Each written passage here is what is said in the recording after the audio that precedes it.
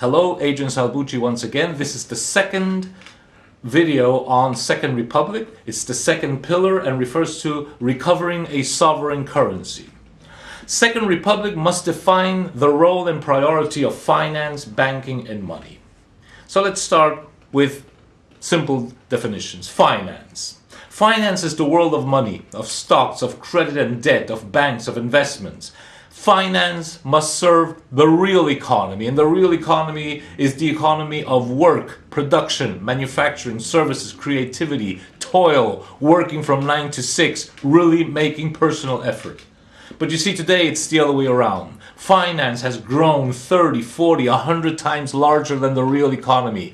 It has become like a cancerous tumor that has metastasized, and it's threatening to kill the economic body the world over. And it's all being done in front of our noses by companies that are just too big to fail. Goldman Sachs, JP Morgan Chase, the Federal Reserve Bank, the private bank, Central Bank of the United States, AIG, the derivatives market, George Soros, fraudulent sovereign debts, the International Monetary Fund, the World Bank, they're all headline names.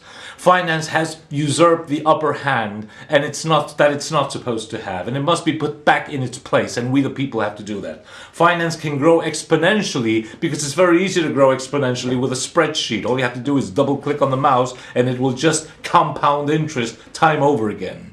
The economy can only grow arithmetically because if you want to have more cars, more loaves of bread, more service, you have to put work and toil and effort into it. You cannot get more cars by magic by just double clicking on a spreadsheet. What do they do? How do they work this whole thing? Well, I explained this in my video from April 2009 called The Global Financial Collapse. I described how the whole economic system, the whole financial system of the Western world and of the entire planet is basically a Ponzi scheme. It's a four-sided Ponzi scheme. And they haven't hidden anything from you because it's on your $1 bill, the pyramid. And that pyramid has four sides, which I will just very briefly remind. First, they control a country's public money through its central bank. They always make it insufficient for economic needs. Then they have the private banking system, which will give you the money that you need, but it will charge you an interest, and it will do it using fractional money, fractional banking system, which is basically creating money out of nothing. Third, they will make you think that everything has to be done with debt, which is a death trap. And fourth, when the system finally collapses, they will socialize all losses the way they privatized all profits before that. Public money is money issued by the government and should reflect the true needs of the real economy. This can be calculated for each country based on key factors: population, territory, productivity, birth rate, strategic and social needs, the type of economies each region has, development project, health needs, educational needs. The keynote is that public money, the money issued by your central bank, does not generate interest. The national currency, the dollars, the pesos, the euros, belongs to we the people. It's public money. It belongs to us. It does not belong to the bankers. Public money only becomes inflationary when it is issued beyond the real needs of the economy, of the real economy, which reflects either criminal fraud or total negligence. For example, the Federal Reserve Bank of the United States that is issuing dollar bills and treasuries beyond all logic. Private money, however, is issued by the banking system based on fractional lending and substitute the insufficient public money supply. A key point to keep in mind: this type of banking system money is interest-bearing, and that leads to usury, and that is the main source of inflation. We'll talk about that later on. Also, there is a missing link in economic theory and practice, which has been pointed out by English economist Stephen Wheeler.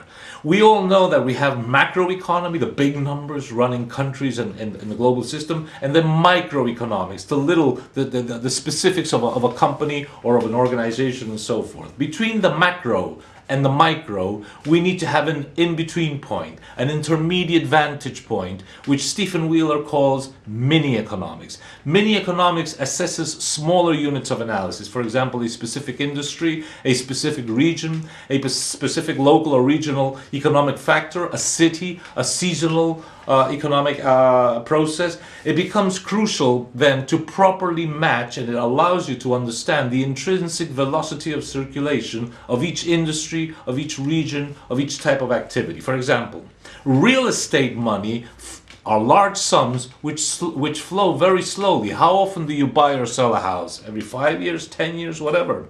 Retail money, Walmart for example, is very fast, small amounts, but very fast, very fast, very fast, very fast. What is the subprime debacle?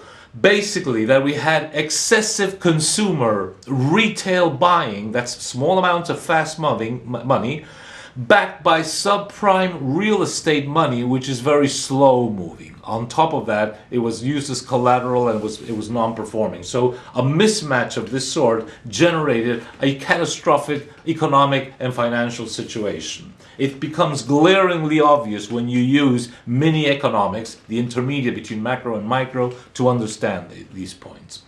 And one last thing, there is no market in the classical sense of supply and demand, prices, credit, investment, being fixed by what Adam Smith called in 1776 the invisible hand.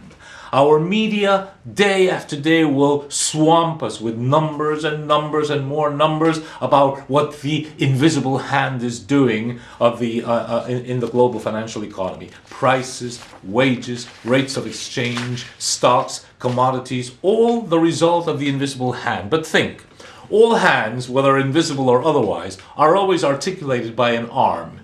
And in our case, it's a very muscular arm at that. And all arms are controlled by a brain. Powerful individuals, corporations, and governments that can twist any arm they wish. So rather than gawking at the Kabbalah of market numbers on TV and on radio and in the Wall Street Journal, etc., etc., isn't it wiser to look at how the arm operates, and much more important, to try and understand what the brain is planning to do from its high post in the New York City and London boardrooms, from the Federal Reserve Board, from the Council on Foreign Relations, the Bilderberg Group, and the Trilateral Commission?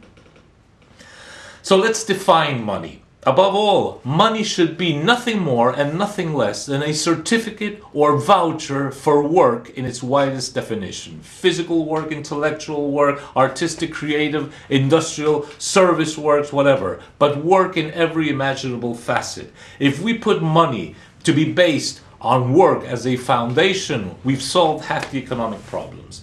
Because this definition has a high moral value. Because what it basically says is that the only way that an individual or an organization can get money, can obtain money, is by delivering socially productive work to society as a counterpart. This puts a limitation to usury. This puts a limitation to parasitic antisocial behavior, to fraud, not to mention to the counterfeiting of money as the private banks do nowadays with fractional lending. That is why it is critical for money and currency to be public. Its volume and channeling should be controlled by the sovereign state, geared always on promoting the common good against the greed of the individual interest. Money is a key instrument in power. The state should regulate it, and it should not be part of any economic process that is left exclusively to private initiative, as America found out in 2008. The state must only ensure that all private economic activity is subordinated to the public good. The state should not intervene in the actual economic process itself. That's communism. So, the state should only look after those actions and those activities which are just not possible from the by private enterprise, because they are just not lucrative, and you can't expect somebody from the private sphere to do something which is not lucrative. Free health, free education, national defense, policing, right? This also requires that the monetary agency, the central bank in Argentina, the Federal Reserve in the United States, must report to the government. It must be subordinated to the government, not to the private bankers. Statistics, credibility, stability, regional development, public health and education, and so forth, all of these are the key factors that will determine what the state should do. Because, and let's go to some other basics. There are specific functions of money and currency. Money has 4 specific functions. First, it is a